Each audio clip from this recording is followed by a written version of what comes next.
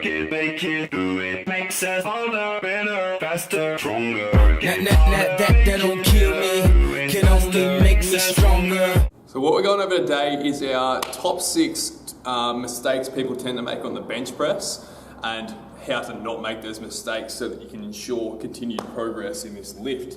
So mistake number 1 we're going to start with is the way people grip the bar. People tend to sit the bar too far back in their hand. So what you get, I'll use this little stick as a demo, is people hold it like this with their wrist folded back. And what that tends to do for starters is as you push the bar will tend to come back towards you a little bit. So from an actual strength standpoint, it'll make things tougher, especially as the weight gets heavier. But the biggest reason this sucks balls is because it hurts your wrists. It hurts like hell. If you've got, once you get up to 100 kilos plus on the bench press, which is not huge weight by some standards, but it's still enough that you're putting significant stress on your joints. Having the bar in this position means you've now got 100 kilos pushing your wrist backwards, and it feels really, really shitty. So what we're going to do, 2 things you can do to fix it up. For starters, rather than thinking about cocking your wrist forward, I don't like that because it tends to make people, it feels like the bar's going to drop off onto your chest. You see people kind of fighting it, they usually end up going back anyway. 2 things to do. Number 1 is to actually, when you position it, before you grab a hold of it, sit it a little bit lower in your hand. So rather than it being back here in your hand when you first grab a hold of it, purposefully sit it a bit lower. That'll help a bit. But the main one is while you're benching, squeeze the fuck out of it. Squeeze it like you're trying to squeeze the bar so hard that it's going to break or bend. So the whole time you're benching, we've got that tight grip on the bar, and you'll find automatically, if I'm relaxed, if I squeeze it as hard as I can, my wrist will go from here to here, and that's all you need to be doing. So sit the bar a little bit lower, squeeze it tight, so that when you're pressing, the bar is straight above your arm, and it's going to put you in a better position to press. Number 2 is people tend to go into a bench press with a relaxed upper back. So that is, they're pressing and they just kind of lay down, grab a hold of the bar and pick it up. The issue with having your upper back relaxed is that it permits a lot of movement between your shoulder blades, and then therefore when your shoulder blade moves, your entire shoulder moves. This bone actually attaches into the outside of your scapula or your shoulder blade. So if your shoulder blade is relaxed and moving, your shoulder's moving too. What tends to happen when people do this is as they start to struggle, they'll push, and you get that thing where people are like doing this where one arm's coming up and you're trying to find a way through that sticking point of your lift by moving your shoulders around, and it tends to greatly increase your risk of injuring the shoulder. The other issue is when you get to the bottom of the lift, if you've got a relaxed back, is you'll tend to do this. Your shoulder will want to creep forward as the bar gets to your chest, and at that point you're basically putting all of the loading on that anterior delt / long-headed biceps. So a lot of stress on the front point of that shoulder and also on the lateral pec, and it tends to be when people get a shoulder injury bench pressing, that's where it comes from.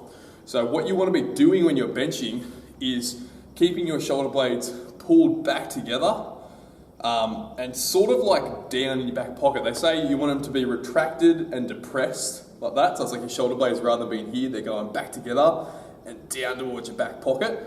Then you'll find straight away it feels a little bit uncomfortable, and it should feel. If you're benching, you should feel tight as fuck through your whole torso.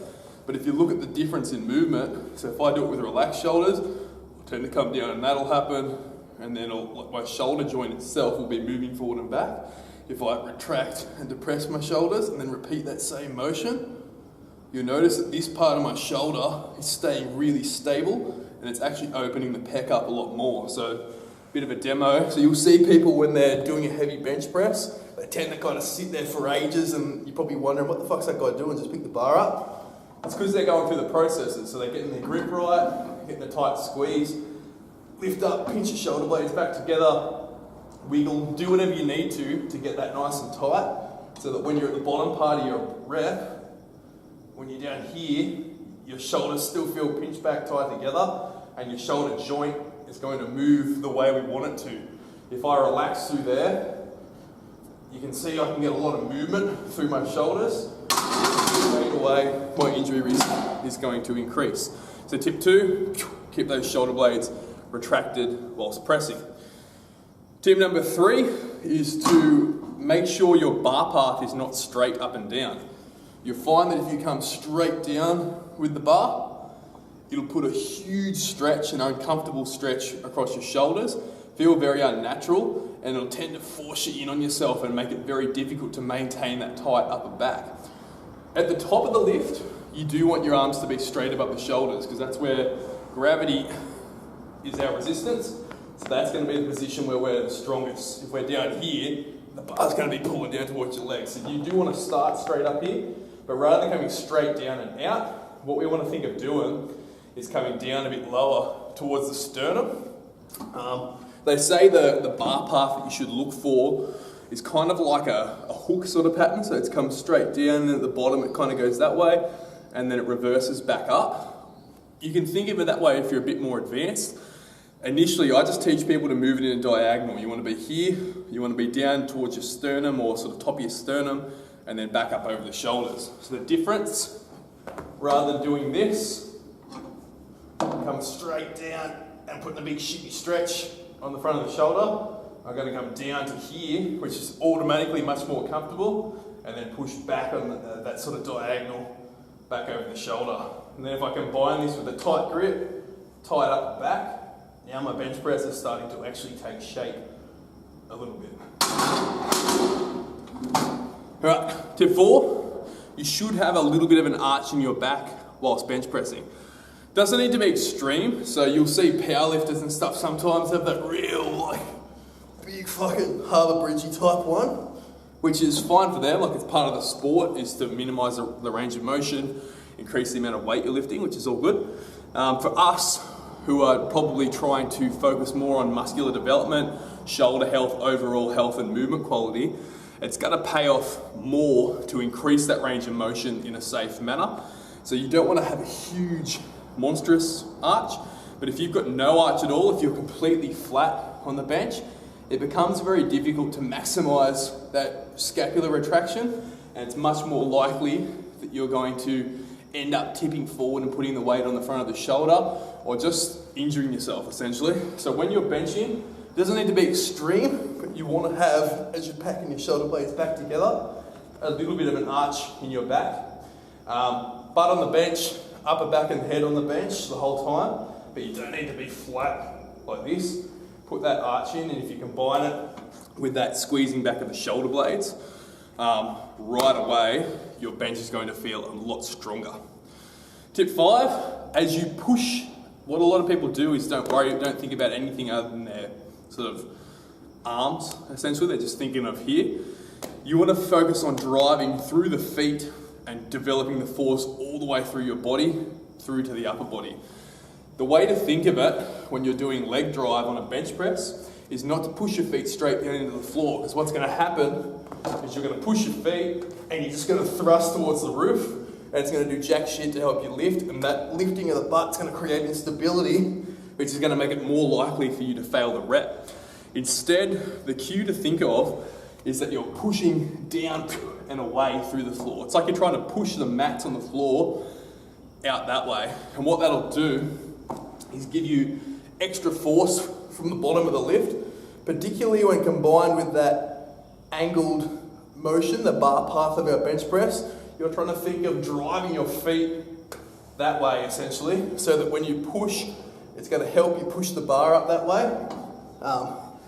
And you get what's called a synergistic effect of all your muscles. It's a thing with your body where your muscles tend to work stronger when they're all working together. So if you're trying to do an arm exercise and you're really struggling, you'll find it'll help if you brace your abs and stuff really tight and squeeze your glutes and your lower back and stuff, and you'll tend to be able to produce more force up here because you get that radiation effect where you're tightening these muscles and it's creating the ability to generate more force with these muscles.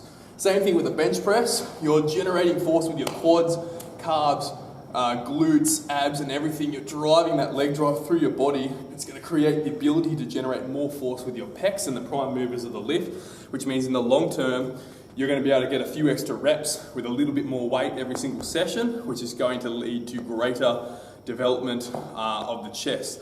So remember, with your leg drive, we're not doing this. We're not going to push up like that. You're not getting anything out of it. The force is just pushing your butt up. Instead, push away. Push the floor away. And you're achieving that angle on your bench press. Our last tip is a hugely underrated one, and that is to control your breathing the right way when you're pressing. Now, what you tend to get taught by inexperienced lifters, or if you read like the textbook manual of lifting, is they'll say as you push up on a lift, you breathe out, which is all good and dandy. The reason they say that is because they don't want to develop too much intra-abdominal pressure, because they say that has the potential to cause injury. In my opinion, the weakness created throughout your body by doing that breath out during the rep is going to make it more likely for you to get injured than actually holding that breath in. What I mean is, when you breathe out, all your core musculature tends to want to relax, and everything works together, so you'll find that it's difficult to stay tight through other muscles if your core muscles and all your large muscle groups are starting to relax. So if you're pressing and your core is going to relax, you're probably going to lose that upper back tightness, and it's going to mean that middle part of your press is a lot more stressful in the shoulders, a lot more stressful in the pecs, and much more likely that you're going to hurt yourself. What we instead want to do on a bench press is try to take a big breath into the abdominals and hold on tight. And you're not thinking of pushing them out. You're thinking of basically, I like the cue that you're bracing as if someone's about to kick you in the stomach. So imagine someone's standing next to you and they said, I'm going to punch you in the stomach in 5 seconds. 4, 3, 2, 1. What would you do? You'd probably go and brace as hard as you can. And that's going to create that stiffness through there. Repeat that when you do your bench press. So you're setting up. You might take the breath before you unrack. There's not a set time when you have to do it. Or you might take it at the top. Before you do the rack, brace through the stomach. So we're really tight through that midsection. We're tight through the upper back. And then that way when you're driving, breathe out when you get to the top. So now, instead of breathing out as we're doing the rep and relaxing everything and feeling like shit, you're creating that tightness and then breathing out once you get to the top, which again, like I said, is going to permit you to drive a lot more of that force through your body. It's going to allow you to stay tighter through the upper back, and it's going to allow you to press more weight, which again, that's the main reason for doing all these tips. Number one is that you're not getting injured as easily. You're becoming more resilient, you're improving your biomechanics of the lift. But two is that you're able to push more weight for more reps. So if you can push 5 extra kilos for 2 extra reps each time you do a set, doesn't sound like that much, but if over the course of that day, if you do 4 sets, that means you've done, an extra 20 kilos or extra 5 kilos of poundage times 2 reps. So that's extra 10 kilos of weight on each set. Across the 4 sets, that's an extra 40 kilos. Across the 5-week training block, that might be an extra 200 kilos worth of work that your pecs and triceps and shoulders have done. Over the course of a year, that's going to start to make a significant difference in your body composition. That's the best reason for doing these sorts of things. It means we're not going to hit a plateau with regards to strength, and you're going to keep moving forward. If you don't start to apply these techniques on your bench press and you ignore them and you just relax and go, I'll just kind of keep doing my thing, you'll do what most people do, which is you'll get to somewhere between 90 to 120 kilos on your bench and you'll stagnate. You will not go anywhere. It'll feel really shitty. You'll get niggly shoulder pains. You might hurt your shoulder. You might tear a pec. Tends to find, like for me, I've found, depending on the athlete and their natural athleticism, they'll get within that 90 to 120 range and then they'll go nowhere. It's very difficult to push beyond that unless you start to tweak the technique. And the bench press is one of those lifts where it's very important that you do that. So hopefully you've gotten a little something out of this video. I'll do a couple of sets of bench now just to give you a bit of an idea, and I'll put some little captions up so you can see each thing that I'm doing. If you have any questions, post them below. Hope you've enjoyed the video.